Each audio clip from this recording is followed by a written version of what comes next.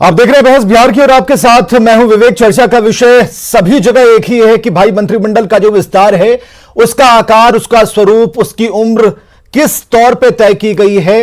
कहीं इलेक्शन को लेकर तय की गई है, कहीं जातीय समीकरण इसमें रचा गया है और कहीं कुछ ऐसा मैनेजमेंट है जिसे आप सोशल इंजीनियरिंग का भी नाम दे सकते हैं। सबसे पहले जो 43 नामों की सूची है उसे हम स्क्रीन पर रखने जा रहे हैं और आप देखिए कि ये लोग मंत्री बनेंगे, किन्हीं लोग का प्रमोशन हुआ है, कईयों का। तो ऐसे में ये पूरी लिस्ट हम आपको बता रहे हैं। नारायण राणे, डॉक्टर वीरेंद्र कुमार, ज्योतिरादित्य सिंधिया, सर्बानंद सोनवाल, रामचंद्र प्रसाद सिंह, अश्विनी वैष्णव, पशुपति कुमार पारस, किरण रिजिजू, राजकुमार सिंह, हरदीप सिंह पुरी, मनसुख मांडविया, भूपेंद्र यादव, पुरुषोत्तम रूपाला, जी किशन रेड्डी, अनुराग सिंह ठाकुर, पंकज चौधरी, अनुप्रिया पटेल, सत्यपाल सिंह बघेल, राजीव चंद्रशेखर, शोभा करंदुजाजे, भानु प्रताप सिंह वर्मा, अन्नपूर्णा देवी, मीनाक्षी लेखी, ए नारायण स्वामी, कौशल किशोर, अजय भट्ट, वीएल वर्मा, अजय कुमार चौहान, देवसीन, भगवंत खुबा, कपिल मरुश्वर पटेल, प्रतिमा भौमिक, सुभाष सरकार, भागवत किशन राव, राजकुमार रंजन सिंह, भारती प्रवीण प्रवार, विश्वेश्वर टुडू, शांतनु ठाकुर, मुंजापारा महेंद्र भाई, जॉन बारला, एन मुरुगन। तो कई नाम है। ये पूरे नामों की लिस्ट हमने अभी आपको बताई है जो कि एक ड्रीम टीम कही जा रही है कि प्रधानमंत्री ने बहुत ही सोच और समझदारी के साथ ये फैसला किया है कि इन नामों को जगह मिलनी चाहिए। सबसे खूबी अगर इन नामों को अगर आप देखेंगे तो जो उम्र का जो दायरा है वो 58 से आगे आपको नजर नहीं आएगा। चलिए, ड्रीम टीम की हम लगातार बात कर रहे हैं। केंद्रीय कैबिनेट में बिहार से 2 नए मंत्री बनेंगे। ये खबर पक्की है कि केंद्रीय कैबिनेट में बिहार से 2 नए मंत्री बनेंगे। आरसीपी सिंह और पशुपति कुमार पारस मंत्री बनेंगे। आरके सिंह का नाम भी मंत्री की लिस्ट में है। यह ड्रीम टीम के बारे में हम आपको बता रहे हैं। सुशील कुमार मोदी को कैबिनेट में नहीं मिली जगह। झारखंड से अन्नपूर्णा देवी को जगह मिली है कैबिनेट में। इसके अलावा कई और नाम हम आपको बताएंगे, लेकिन अभी जो बिहार से जो नाम है, 2 मुख्य नाम, आरसीपी सिंह और पशुपति कुमार पारस, ये मंत्री बनेंगे। आरके सिंह का नाम मंत्रियों की लिस्ट में है।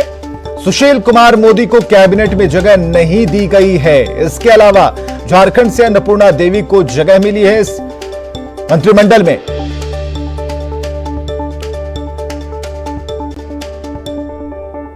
और खबर यह भी है कि नॉर्थ ईस्ट से 5 मंत्री शामिल होंगे इस कैबिनेट में। असम, अरुणाचल को प्रतिनिधित्व दिया गया है। इसके अलावा मणिपुर और त्रिपुरा को भी मौका मिलेगा इस मंत्रिमंडल में। कुल 43 मंत्री होंगे कैबिनेट का हिस्सा और हमने पूरी लिस्ट आपको बताई। मणिपुर और त्रिपुरा को भी इसमें मौका मिला है। 43 मंत्री बनने वाले जो लोग हैं उनकी लिस्ट हमने आपको बताई है। एक एक कर नाम पढ़कर बताया है कि आखिर वो नाम क्या है। हमारे पास पूरे 43 नामों की सूची है और इससे पहले हम इस पर चर्चा कर चुके हैं।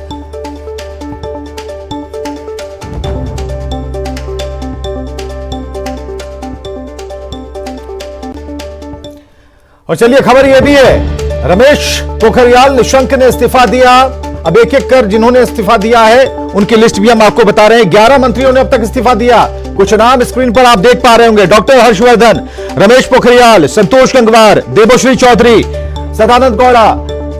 स्वास्थ्य मंत्री हर्षवर्धन का भी ना इस्तीफा है, लेकिन आखिर आगे स्वास्थ्य मंत्री कौन रहेंगे, क्योंकि एक बेहतर अनुभव रहा है डॉक्टर हर्षवर्धन के साथ। रमेश पोखरियाल निशंक, इन्होंने बेहतर काम किया, फिर भी मंत्रिमंडल में शामिल नहीं हुए। सदानंद गौड़ा ने भी इस्तीफा दिया। तो एक एक कर इस्तीफा जिन्होंने दिया है उन सभी नामों के बारे में जानकारी दे रहे हैं, जिसमें प्रताप सारंगी है, थावरचंद गहलोत है, संजय धोत्रे हैं, सदानंद गौड़ा है, देबोश्री चौधरी है। तो कई नाम इसमें हैं। इसके बारे में भी हम चर्चा करें कि आखिर 11 मंत्रियों ने इस्तीफा क्यों दिया। जब इनका परफॉर्मेंस सही चल रहा था तो फिर आपत्ति कहां थी। तो आज चर्चा का विषय यह है कि मंत्रिमंडल का जो एक विस्तार की बात कही जा रही है, एक रिफ्रेशमेंट की बात कही जा रही है, तो आखिर इसके पीछे क्या कारण रहे, खासकर बिहार के संदर्भ में इन चीजों को हम देखने की कोशिश करेंगे।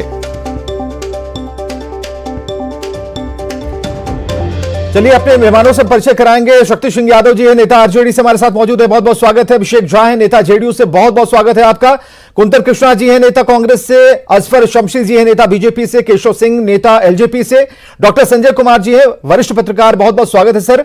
डॉक्टर ध्रुव कुमार है वरिष्ठ पत्रकार हमारे साथ। ये एक बड़ा पैनल इस वक्त मौजूद है। जरूरी यह है कि हम थोड़ा पॉलिटिकल डिस्कशन करें, उससे पहले यह जाने कि आखिर जो हर तरफ से आवाजें आ रही हैं उसका क्या मतलब है।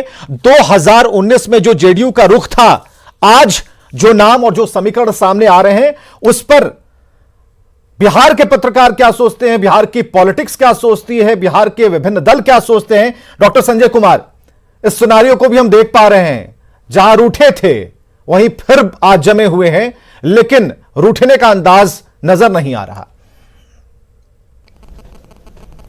देखिए, राजनीति में कुछ भी अस्थायी नहीं होता है और ठीक है कि 19 में इनको जगह मिल रही थी तो इन्होंने ये कह करके अपने को विड्रॉ कर लिया था कि हमको सिंबॉलिक रिप्रेजेंटेशन नहीं चाहिए, हमारी भागीदारी चाहिए। इस बार भी अगर जो अभी तक जो सूचना है, अब हो सकता है कि कुछ और नाम हो, मुझे नहीं पता है, लेकिन अगर एक आरसीपी सिंह जी ही अगर हैं जी तो फिर तो बहुत रिप्रेजेंटेशन या भागीदारी की बात नहीं हो रही है। लेकिन 19 की परिस्थिति और 21 की परिस्थिति में अंतर है, काफी अंतर है। बिहार में दोनों की भागीदारी है, सत्ता में भागीदारी है और स्वाभाविक है कि जब बहुत ही बार्गेन करने की स्थिति में पार्टियां नहीं होती हैं तो फिर ये कह के निकल जाती है कि ये तो प्रधानमंत्री जी का विशेषाधिकार है कि मंत्रिमंडल में वो किसको जगह देंगे, किसको नहीं जगह देंगे। हाँ, ये बात सही है कि अगर भारतीय जनता पार्टी अपने सहयोगियों को नहीं भी जगह देती है तो उनके पास मेजॉरिटी है, वो चाहे तो वो अपनी पार्टी के लोगों से ही मंत्रिमंडल चला सकते हैं। लेकिन लोकतंत्र में उसकी एक खूबसूरती होती है कि जो उनके सहयोगी हैं या एनडीए के पार्टनर हैं उनको भी प्रतिनिधित्व दें, ताकि ये नहीं लगे कि अपनी पार्टी तक ही ये सीमित है। तो उसके तहत इस बार जब फिर आरसीपी सिंह जी को जगह दी जा रही है तो यहाँ पर तो जेडीयू खुश दिख रही है, बल्कि ये कह रही है कि क्यों नहीं हम शामिल होंगे, निश्चित रूप से शामिल होंगे। लेकिन परिस्थितियां बदली हुई है, दोस्ती के लिए कुर्बानी दिख रही है आपको में ये मंत्रिमंडल का। डॉक्टर संजय कुमार जी, दोस्ती के लिए कुर्बानी दिख रही है, बलिदान कहीं दिख रहा है आपको? राजनीति में कुर्बानी नहीं होती है, राजनीति में ये होता है कि कौन कब मजबूत है और कब कौन ये कमजोर हैं। राजनीति में कुर्बानी और त्याग और मूल्य और ये सब बातें सैद्धांतिक बहुत अच्छी लगती है, व्यवहारिक धरातल पर अगर आप आएंगे तो वो चीजें तय होती है कि कौन मजबूत है कौन कमजोर है, तो वहां पर चीजें उसके अनुसार अंडरस्टैंडिंग बनती है। हाँ, सैद्धांतिक तौर पर चीजें अच्छी लगती है, इसलिए कहते हैं कि नहीं, आपने जो कुछ भी, आपका ये प्रोग्रेटिव है, आपका ये विशेषाधिकार है, आपने अगर तय किया तो ठीक है, हम इसका सम्मान करेंगे। इसलिए राजनीति में कुर्बानी जैसी कोई चीज नहीं होती है। चलिए ठीक है, हम हमारे साथ जुड़े हुए हैं डॉक्टर ध्रुव कुमार भी, वरिष्ठ पत्रकार हैं, उनसे भी जानते हैं। डॉक्टर ध्रुव, किस तौर पे इसे आप देख पा रहे हैं, क्योंकि प्रधानमंत्री की ड्रीम टीम तो सामने नजर आती है, जिसमें 58 साल वाला फॉर्मूला भी है कि इसके आगे कुछ नहीं, यानी पूरी नई टोली रहेगी, नया दिमाग रहेगा, नई ऊर्जा रहेगी और नया संचार दिखेगा। तो इसे किस तौर पर देख रहे हैं? और बिहार के परिदृश्य में जो मांगे की गई थी, जो मांगे रखी गई थी, जहां रूठने और मनाने का सिलसिला था, आज सब तरफ खामोशी है, तुम जो दे दो यार मंजूर है। जी, आप ही की बात से लग रहा है कि परिस्थितियां बदली हैं। तय है कि 19 और 21 में न सिर्फ नदियों से बहुत पानी बह गया, बल्कि परिस्थितियां भी बदल गई हैं। 19 और 21 के बीच एक विधानसभा चुनाव बिहार का भी हुआ जी, और इसने पूरा परिदृश्य बदल दिया। मुझे लगता है कि जिस पोजीशन में नीतीश जी थे, उस वक्त मांग हो रही थी कि 3 हमें मिले, लोगों को शामिल करिए, 3 लोगों को मंत्रिमंडल में। आज की तारीख में अगर ये पैनल सही है, इस पैनल में अगर कोई बदलाव नहीं होता है तो मानना पड़ेगा कि सिर्फ एक जगह मिल रही है। इसका मतलब इससे बहुत कुछ बयां हो जाती है स्थिति। ये खामोशी की जो आप बात कर रहे हैं, देखिए वो खामोशी नहीं है, मुझे लग रहा है सब लोग वेट एंड वॉच कर रहे हैं। कुछ अगर पार्स शामिल होते हैं जिसकी संभावना है, लिस्ट में भी नाम है जी जी, तो मुझे लगता है कि ये रिसिस्ट करेंगे चिराग पासवान, और इसको आप ये नहीं कह सकते खामोशी है। वो बस वो इंतजार कर रहे हैं भारतीय जनता पार्टी के कदमों का चिराग इंतजार कर रहे हैं और उसके बाद वो फैसला करेंगे कि आखिर उन्हें क्या करना है। क्योंकि देखिए अभी तय नहीं है कि कौन गुट जो है वो महत्वपूर्ण है। बिहार से अगर इस पैनल को जोड़ के देखें तो महत्वपूर्ण ये है, महत्वपूर्ण जदयू का शामिल होना नहीं है। भारतीय जनता पार्टी ने उस समय भी ऑफर किया था, नीतीश जी ने उस समय इस ऑफर को ठुकराया, लेकिन आज की तारीख में वो इसको स्वीकार कर रहे हैं।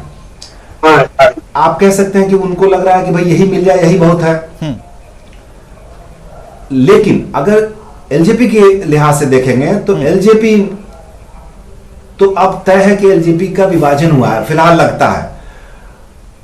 चिराग कह रहे हैं ये हमारी असली पार्टी है, हम असली वारिस हैं, हमारा जो गुट है वही सही है। गुट जैसी वो कोई बात नहीं मान रहे हैं, वो कह रहे नहीं मैं ही हूं।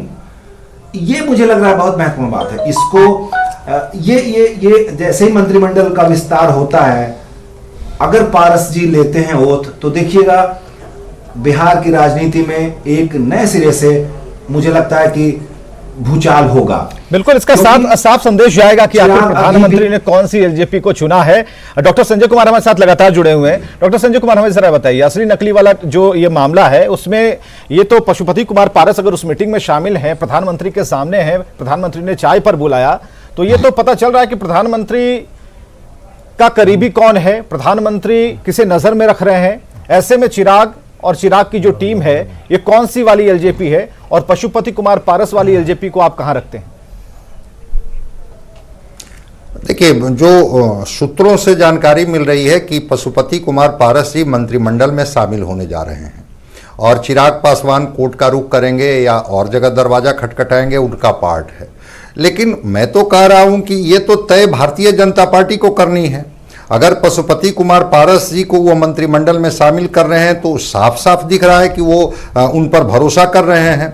अब चिराग पासवान जी उनके साथ रहेंगे, उनसे बाहर जाएंगे, उनके विरोध में खड़े होंगे, वो चिराग पासवान जी का मामला है। लेकिन हाँ, ये बात सही है कि जब अभी पार्टी अंदरूनी कलह से गुजर रही थी, वैसे में जो पशुपति कुमार पारस जी का जो गुट है, अभी तो गुट ही कह लीजिए, ठीक है, दावेदारी हो रही है। अब तो चुनाव आयोग किनको मान्यता देती है ये तो देखने वाली बात होगी। लेकिन अगर पशुपति कुमार पारस जी मंत्रिमंडल में शामिल हो रहे हैं तो साफ इशारा है कि प्रधानमंत्री जी उनको पसंद कर रहे हैं। चिराग पासवान उनके साथ रहें, बाहर जाएं, समर्थन में खड़े हों, विरोध में खड़े हों, कोई फर्क नहीं पड़ता है। तो वहां पर भारतीय जनता पार्टी बिल्कुल उस निर्णय में बिल्कुल ट्रांसपेरेंट है कि वो पशुपति कुमार पारस के साथ खड़ी है। चलिए, बिल्कुल वो टीम जो है 43 लोगों की जो पूरी लिस्ट है एक बार फिर हम स्क्रीन पर लाना चाहेंगे। इसके बाद हम पॉलिटिकल पार्टीज के प्रवक्ताओं नेताओं के पास चलेंगे कि आखिर ये जो 43 नामों की जो लिस्ट है, ये ड्रीम टीम वो क्या कहती है। देखिए, नारायण राणे से ये शुरुआत होती है और एक एक कर नाम अगर आप बढ़ते चलिए तो बिहार तक आते आते आप पशुपति कुमार पारस यानी कि 5वें नंबर पर रामचंद्र प्रसाद सिंह है, उसके बाद पशुपति पारस हैं। इसी तरीके से नाम बढ़ते चले जाते हैं और जो आखिरी नाम है वो नीतीश प्रामाणिक का है, निश्चित प्रामाणिक का है, माफ कीजिएगा। तो ये पूरे 43 नामों की लिस्ट हम आपको एक एक कर दिखा रहे हैं। अन्नपूर्णा देवी भी हैं झारखंड से। तो ये पूरी लिस्ट सबसे पहले हमने आपको दिखाई और इस पर कहीं कोई दिक्कत नहीं, परेशानी नहीं, क्योंकि प्रधानमंत्री ने जिस नाम का सिलेक्शन किया, जिनका चुनाव हुआ, वो प्रधानमंत्री के साथ चाय पीने के लिए गए क्योंकि उनकी तरफ से निमंत्रण था। अब ऐसे में जब हमारे सहयोगियों की बात उन नेताओं से हुई तो उन्होंने साफ तौर पर कुछ नहीं कहा। उन्होंने इतना बस कहा कि भाई हमारी बातचीत हुई है, प्रधानमंत्री ने बताया कि हम क्या करने जा रहे हैं, किस तरीके से करेंगे और क्या भविष्य हम तय कर सकते हैं। और एक जो बड़ी अच्छी टीम हम तैयार कर रहे हैं उसके जरिए हमारे साथ अभिषेक झा। अभिषेक, 2019 वाली बात हमने इसलिए डाली कि आज भी वही सांकेतिक वाली बात को लेकर चर्चा हो रही थी, तो इसे लगा कि यहां पर पुट करना चाहिए, यहां पर रखना चाहिए। कितनी बात समझ में आ रही है? आज पहले वाली स्थिति नहीं है, यह कहना है डॉक्टर संजय कुमार का, डॉक्टर ध्रुव कुमार का। कितनी परिस्थितियां बदल गई कि आज बैकफुट पर खेलना पड़ रहा है? विवेक, पहले तो मैं ये स्पष्ट कर दूं कि बैकफुट पर खेलने जैसा कुछ भी नहीं है। हमारे आदरणीय नेता नीतीश कुमार जी ने कई बार इस बात को स्पष्ट किया है। हम लोगों ने भी कहा है कि मंत्रिमंडल का विस्तार कब करना है, किनको कैसे शामिल करना है, नहीं शामिल करना है, यह सब प्रधानमंत्री का विशेषाधिकार है, उनको ही तय करना होता है। अब प्रधानमंत्री जी निर्णय ले रहे हैं, उन्होंने निर्णय लिया है। हमारी पार्टी के राष्ट्रीय अध्यक्ष आदरणीय आरसीपी सिंह जी ने भी कल भी आप लोगों से मुखातिब होते हुए स्पष्ट किया था कि कोई दिक्कत, कोई पेच वाली बात नहीं है और चीजें स्पष्ट हो जाएंगी, कुछ समय का हमें इंतजार करना है। अब यह है ना कि जनता दल यूनाइटेड की तरफ से कभी भी अगर आप ये समझिए कि हमारी मंशा ऐसी होती कि हम एनडीए को जरा भी डिस्टर्ब करना चाहते या बार्गेनिंग करना चाहते, जब पहली ही बार उस वक्त निर्णय लिया गया, पार्टी ने अपने हिसाब से, उस वक्त के तत्कालीन राष्ट्रीय अध्यक्ष आदरणीय नीतीश कुमार जी ने अपने हिसाब से निर्णय लिया, हमने बाहर से समर्थन किया और बहुत अच्छे से समर्थन किया। 2 वर्षों में कभी भी आपने नहीं देखा होगा कि केंद्र सरकार जरा भी असहज जनता दल यूनाइटेड की वजह से हुई है। अब परिस्थितियां बदली हैं। हमारे नए राष्ट्रीय अध्यक्ष आदरणीय आरसीपी सिंह जी ने वार्तालाप किया है, वो किसी निष्कर्ष तक पहुंचे हैं, जो निष्कर्ष बहुत जल्दी आप लोगों के सामने चला आएगा। फिर चीजें और स्पष्ट हो जाएंगी और ठीक हो जाएंगी और अच्छी हो जाएंगी। इसमें कोई चिंता वाली बात नहीं है। कहीं से कोई इसमें त्रुटि खोजना चाहे या कोई इसको दूसरा एंगल देना चाहे तो ये उचित कहीं से भी नहीं है हमारी तरफ से। ललन बाबू इस रेस में कहां? ललन बाबू का भी नाम चल रहा था, ललन बाबू कहीं नजर नहीं आ रहे। देखिए मीडिया की तरफ से कई बार कयास लगाए जाते हैं कि किस दल से कितने लोग शामिल हो रहे हैं, कौन कौन शामिल हो रहे हैं, क्या सब चीजें हैं। तो मीडिया ने का काम है कयास लगाना। विवेक जी, मीडिया कयास लगाती है। नहीं, आरसीपी साहब ने जो कहा था, जिन सीटों की डिमांड की थी, कितने नंबर्स भी बताए थे उन्होंने आंशिक तौर पर, उसी पर बातचीत हो रही है। मीडिया ने कुछ बताया नहीं, आप ही लोग के कहा हुआ है जिसे हम चलाते हैं। अपने मन से हम कैसे चला देंगे? अभी 43 की लिस्ट आई तो 43 हमने चलाया, 44 आती तो 44 चलाते। मैं तो नहीं, आपने 43। अच्छा एक बात बताइए विवेक जी कि जो भी जब तक फाइनल रिजल्ट किसी भी मामले पर हमारे सामने नहीं चला आता है, उससे पहले अगर कोई भी चीज मीडिया के द्वारा दिखाई जाती है तो वो सूत्रों के हवाले से चलाते हैं। 100% तो कोई उसकी पुष्टि करता नहीं है। आप एक कयास लगाते हैं, आप कुंतल कृष्णा कांग्रेस पर मुहर, ठीक है, कुंतल कृष्णा कांग्रेस, उसके आधार पर, उसके आधार से लोग चलते हैं। विवेक जी, इस मोदी सरकार के इस कैबिनेट रिशफल में और इस कैबिनेट एक्सपेंशन में एक बात तो क्लियर हो गई है कि बिहार के खास करके जेडीयू के हिस्से में कुछ नहीं आया। खोदा पहाड़ निकली चूहिया वाली बात हो गई। 2019 में भी ये प्राइम मिनिस्टर का ही प्रेरोगेटिव होता था, आज भी ये प्राइम मिनिस्टर का ही प्रेरोगेटिव है। 2019 और आज में प्रेरोगेटिव में कुछ नहीं बदला है। तो ये बात कहना कि माननीय प्रधानमंत्री की ये एकाधिकार होता है, माननीय प्रधानमंत्री का, जिसको चाहे मंत्री बनाए, तो 2019 में भी ये एकाधिकार माननीय प्रधानमंत्री का ही था। आज सिर्फ स्थितियां ये बदल गई हैं कि भाजपा की पूरी दृष्टि उत्तर प्रदेश चुनावों पे है। बिहार में नीतीश कुमार जी की राजनीतिक ताकत घट गई है, ये भाजपा को एहसास हो गया है। और तीसरी एक बात हो सकती है कि आपने नाम लिया ललन सिंह जी का, ललन सिंह जी दोस्ती में कुर्बान हो गए हैं। सिर्फ ये 3 बातें हुई हैं। पर बिहार में खास करके जदयू में ये जो बदले हुए सुर हैं, जदयू को मान लेना चाहिए कि उनके हिस्से कुछ नहीं आया है। भाजपा सरकार ने उनको जो दिया उसी में उनको संतोष करना पड़ेगा। इसमें कहीं कोई राजनीतिक चर्चा की संजय कुमार पहले कह चुके कुर्बानी नाम का कोई शब्द राजनीति में नहीं होता, तो फिर आपने कह दिया कि ललन सिंह कुर्बान हो गए, कुर्बान कर दिया खुद को। ये बातें तो आम जनों की ठीक है, सही है, बिल्कुल। ये हाँ अभिषेक, विवेक 30 सेकंड का समय देंगे। हाँ नहीं ठीक है जी, कुंतल कृष्ण के साथ आपको ला रहे हैं, अभिषेक स्क्रीन पर ला रहे हैं। हाँ ठीक है जी 30 सेकंड का समय लूंगा विवेक। देखिए, कुर्बानी जैसे शब्द कांग्रेस पार्टी की तरफ से जब इस्तेमाल किए जाते हैं तो यह इनकी राजनीतिक मंशा को उजागर करता है कि इनके लिए, इनकी पार्टी के नेताओं के लिए सबसे जरूरी यही है कि कैसे कोई मंत्री बन जाए, सांसद बन जाए, संवैधानिक पद पर पहुंच जाए, उसका कोई निजी लाभ हो जाए। ठीक प्रोफेसर संजय साहब ने कहा अभी कि राजनीति में कुर्बानी जैसा चीज कहां होता है। राजनीति में जब कोई इंसान पांव रखता है तो उसको यह मानकर चलना चाहिए कि उसने अपना जीवन समाज को समर्पित कर दिया और सामाजिक कार्यों के लिए ही लोग राजनीति में आते हैं। तो कुर्बानी जैसा कोई शब्द नहीं है। जनता दल यूनाइटेड पर इतने सारे आक्षेप ये लगा रहे थे, जरा सोचिए कि जनता दल यूनाइटेड की मंशा में कहीं भी खोट होती तो 2 वर्षों से केंद्र की सरकार चल रही है। भाजपा को हमारा समर्थन है, पूर्ण समर्थन है और हम एक अच्छी सरकार केंद्र में भी चला रहे हैं और प्रदेश में भी चला रहे हैं। विवेक जी, तो कहीं से भी एंगल, विवेक जी, मैं सिर्फ एक छोटी सी चीज पूछना चाहता हूं अपने जनता दल यूनाइटेड के मित्र अभिषेक जी से कि 2019 में और आज क्या संविधान में कुछ बदलाव आ गया या आपके संविधान में कुछ बदलाव आ गया जो 2019 में आपने कहा कि साहब सिंबॉलिक, अभी मेरी बात पूरी हुई है, मुझे पूरी बात करने दीजिए, कि सिंबॉलिक रिप्रेजेंटेशन नहीं चाहिए, और आज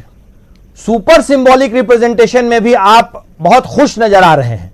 ऐसा क्या हो गया? दूसरी बात पूछिए। नीतीश कुमार जी इस बात को बारंबार इशारों में कहते आए हैं, और सच्चाई में आपको बयान कर देता हूं। राजनीतिक बातों में साहित्य ला करके बड़ी बड़ी बातें करना ये तो चलिए ठीक है, लेकिन आज जो सच्चाई सामने है कि नीतीश कुमार जी कुछ दिन पहले जो दिल्ली गए थे, जो तथाकथित अपने आंखों का इलाज कराने गए थे, उस दिल्ली प्रवास के दरमियान उन्होंने दिल्ली के सियासी टेम्परेचर को नाप लिया था।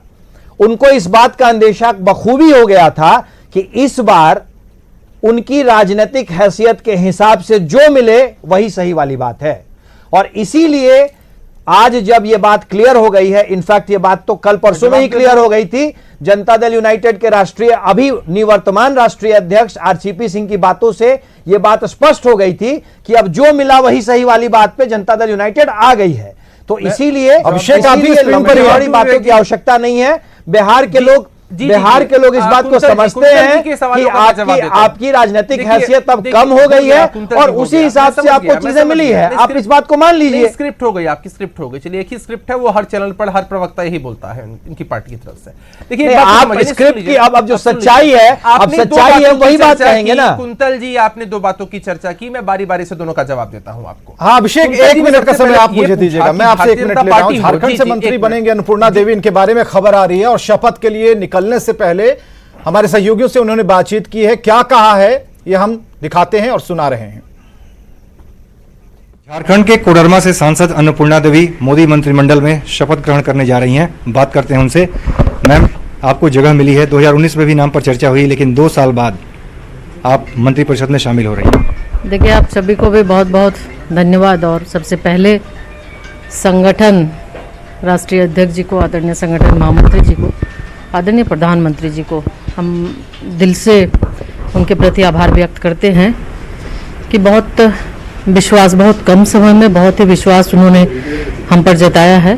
तो निश्चित रूप से जो विश्वास, जो भरोसा जताया है, उस पर खरा उतरने का पूरा प्रयास करूंगे। झारखंड के लिए और पूरे देश के लिए अगर बात करें तो आपको जो मंत्रालय मिलेगा उसमें आपकी प्राथमिकताएं क्या रहेंगी, क्या आपके दिमाग में चल रहा है अभी? देखिए, अभी तो पहले शपथ होना है, तो उसके बाद फिर आपसे बात करेंगे, जो आपसे भी सुझाव लेंगे, बेहतर जो आपका सुझाव होगा, आपका मार्गदर्शन होगा, और सबके मार्गदर्शन से फिर आगे जो बेहतर हो सके काम करेंगे। क्योंकि पहली बार केंद्र में मंत्री बनी है, लेकिन बिहार में अगर देखा जाए तो सरकार में आपका अनुभव रहा है, उसका कितना लाभ मिलेगा, कितना फायदा मिलेगा? जी, मैं इसलिए बताई कि आप लोगों का मार्गदर्शन लेंगे आज के बाद, फिर आप लोगों से बैठ के बातें करेंगे, और मिलकर जो भी एक जवाबदेही हमें मिल रही है, उस जवाबदेही को अच्छे ढंग से ईमानदारी के साथ हम पूरा करेंगे। यही मेरा प्रयास। आखिर में सवाल, महिला आप हैं और निश्चित रूप से महिलाओं को प्रतिनिधित्व भी दिया जा रहा है मंत्रिमंडल में, इसको कैसे आप देख रही हैं? देखिए, बिल्कुल बहुत ही अच्छा, और हमें लगता है कि भारतीय जनता पार्टी खास करके लगातार इस चीज को हम लोग देख रहे हैं कि महिलाओं को हर जगह, चाहे वो संगठन में हो, चाहे टिकट की बात करें हम, या फिर मंत्रिमंडल में, हर जगह महिलाओं को प्राथमिकता भारतीय जनता पार्टी की ओर से मिलता रहा है। और निश्चित रूप से आने वाले समय में हर लोगों को विश्वास भी है, भरोसा भी है।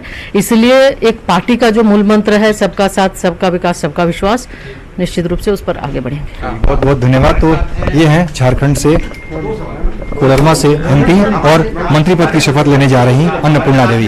कैमरामैन संजीव वर्मा के साथ अमितेश, न्यूज 18 दिल्ली। चलिए, 40 मिनट का वक्त और रह गया है, जब 6 बज जाएंगे और शुरू होगा शपथ ग्रहण समारोह। लेकिन इससे पहले जेडीयू नेता अभिषेक की बात सुन लेना ज्यादा जरूरी है। अभिषेक। विवेक, 2 मसलों पर चर्चा की हमारे कांग्रेस के साथी ने। इन्होंने कहा कि हमारी पार्टी या भारतीय जनता पार्टी के संविधान में तब 2019 और 2021 के बनिस्बत क्या फर्क पड़ा है। मैं इनको जवाब देना चाहता हूं। हमारी पार्टी के संविधान ने हमको समाजवाद की सीख दी है।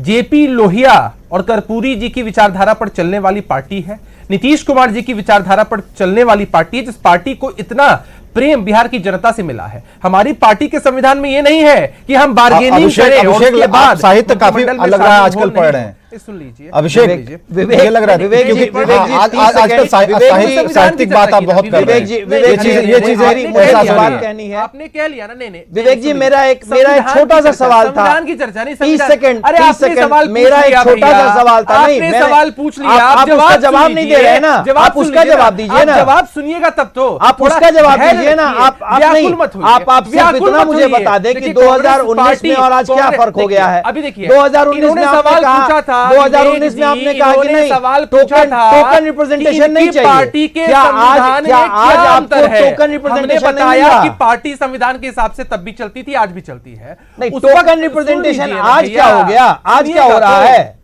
सुन तो लीजिए, बिल्कुल व्याकुल सुनता मत हूं, होइए, बिल्कुल व्याकुल सुन मत रहा हूं, होइए। बिल्कुल ये सुन कांग्रेस रहा हूं। पार्टी की आदत है व्याकुल होना। देखिए 2019 में हमारे राष्ट्रीय अध्यक्ष उस वक्त आदरणीय नीतीश कुमार जी थे। उस वक्त क्या स्थितियां रही होंगी, उस स्थिति के हिसाब से पार्टी में निर्णय लिया गया। अब हमारे राष्ट्रीय अध्यक्ष आदरणीय आरसीपी सिंह जी हैं। हमारे सर्वमान्य नेता आदरणीय नीतीश कुमार जी ने भी कई बार स्पष्ट किया है कि आरसीपी सिंह जी बातचीत कर रहे हैं, देख रहे हैं, निर्णय लेंगे, फैसला अभी लेंगे, भी पार्टी क्लियर के नहीं हो हित में पा रहा फैसला है। लेंगे। अभिषेक पार्टी के अभिषेक हित अभी में भी वो क्लियर फैसला नहीं हो पा लेने रहा जा नहीं, रहे हैं। ये सुन क्लियर लीजिए नहीं ना, हो पा रहा है। ऐसे क्लियर कीजिए, अगर सवाल सुन उठे लीजिए। ऐसे क्लियर कीजिए, वो भी टेक्निकली तरीके से। ये नहीं कि चलेगा कि उस समय हमारे माननीय ये थे, अब माननीय ये है, इनके हाथ में ये है, उनके हाथ में ये था, ये सब विवेक जी, ऐसे एक एकदम बात टू द बताइए। पॉइंट बात नहीं, कीजिए। विवेक- एक छोटा सा ब्रेक लेते हैं, छोटा सा ब्रेक लेते हैं, क्योंकि आरजेडी भी हमारे साथ इस वक्त मौजूद है। उनसे भी हम जानना चाहेंगे कि इस मंत्रिमंडल विस्तार को, इस पूरे खाके को कैसे देख पा रहे हैं। और कांग्रेस से भी यह सवाल होगा कि आपके अंदर भी थोड़ी हलचल बढ़ गई है, दिल्ली बुलाया गया नेताओं को, आखिर ऐसा क्यों? ब्रेक लेते हैं।